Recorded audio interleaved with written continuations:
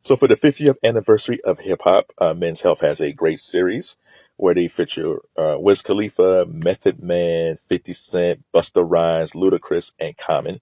And in Meth's interview, he talks about depression, anxiety, and mental health because he said he was in bad straits for a while, right? You know, when you look at Method Man, you think he is at the top of the world, he's part of Wu-Tang, beloved around the world, but he said part of it is he tied his popularity to self-worth, and like in any music genre, it ebbs and flows. And I'm thinking like when Wu-Tang and Meth's popularity kind of went down, his self-esteem went down. And he said, you know, he was smoking, he was hanging out with the wrong people, and if they were miserable, he was miserable. And then one day he just realized, hey man, I need to get myself together. I need to see a therapist. I need to work out. I need to eat better, which is amazing. I think and one other thing he talks about is PTSD. I think a lot of black boys go through a lot of PTSD.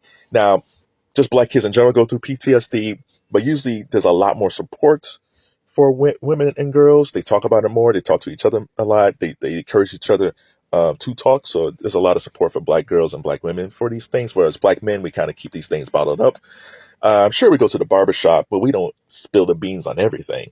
So if you're a black male, and you think you've gone through some issues or you have some issues, no matter if it's mental health or alcoholism or drugs or anxiety, go talk to somebody. Could be a counselor, could be a psychologist, whatever. And just go once, right? Now, it usually takes more than once to go see a therapist because you become more relaxed.